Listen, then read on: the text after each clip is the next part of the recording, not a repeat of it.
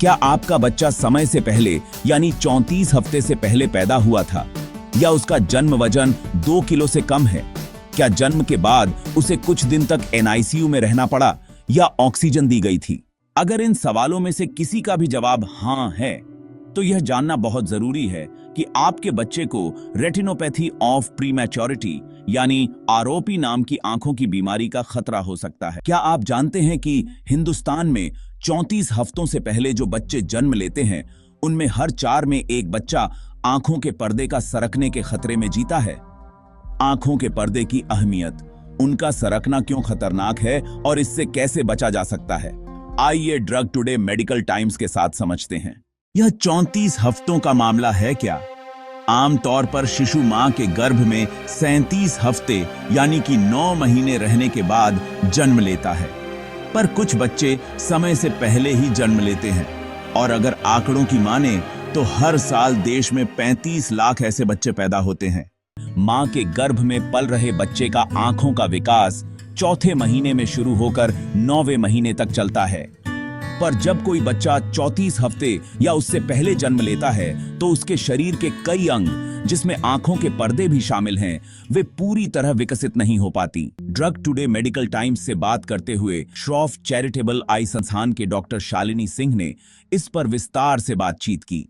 वे कहती हैं, मेरा नाम डॉक्टर शालिनी सिंह है। मैं श्रॉफ चैरिटी आई हॉस्पिटल में रेटिना स्पेशलिस्ट हूँ। ये बीमारी का नाम होता है रेटिनोपैथी ऑफ प्रीमेच्योरिटी, जिसको शॉर्ट में हम लोग ROP कहते हैं। लेकिन ये बीमारी उन बच्चों में होती है जो समय से पहले पैदा होते हैं और इसका क्राइटेरिया रखा गया है 34 हफ्ते। तो जो बच्चे 34 हफ्ते से पहले पैदा होते हैं या 2 किलो से कम पैदा होते हैं या फिर किसी भी कारण से बहुत दिन तक NICU में रहते हैं या ऑक्सीजन सप्लीमेंटेशन होता है, उन बच्चों को ये बीमारी होने का चांस होता है। और ये बीमारी बर्थ के बाद ही देखी जा सकती है, क्योंकि ये पैदा होने के बाद ही मैनिफेस्ट करती है। ये जन्मजात कोई बीमारी नहीं है। अगर मैं अपने डेटा को देखूं तो पिछले साल में हमने करीब 2500 बच्चे स्क्रीन किए, उनमें से करीब 24% बच्चों में ये ROP की बीमारी थी। डॉक्टर शालिनी कहती हैं, अगर डॉक्टर को रेटिनोपैथी के शुरुआती संकेत मिलते हैं तो इलाज में ज्यादा देर नहीं करनी चाहिए।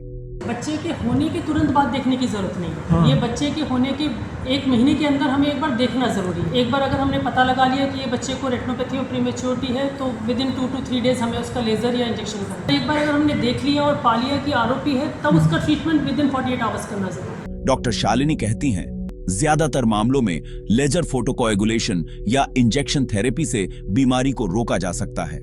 अगर एक बार ये डायग्नोस हो जाता है तो उसको ट्रीट करने के लिए या तो लेज़र किया जाता है या आँख के अंदर इंजेक्शन anti-VEGF के इंजेक्शंस दिए जाते हैं।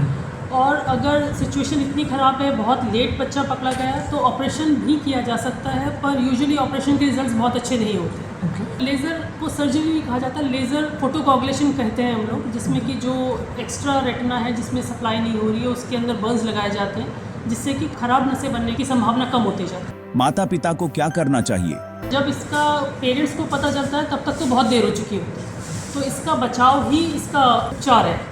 तो बेसिकली कोई भी बच्चा जो इस क्राइटेरिया में फिट हो रहा है, 2 किलो से कम या 34 हफ्ते से कम, अगर वो कोई क्राइटेरिया में फिट हो रहा है तो उन बच्चों की आंखों की स्क्रीनिंग होनी चाहिए। स्क्रीनिंग से हमारा मतलब है कि उनके पर्दे के फोटोग्राफ्स लेने चाहिए या एक डॉक्टर को, एक रेटिना स्पेशलिस्ट को उनके पर्दे को देखना चाहिए। उससे उस समय ये पता लगाया जा सकता है कि क्या इस बच्चे का पर्दा पूरी तरह बना है या इसको ROP होने की संभावना है।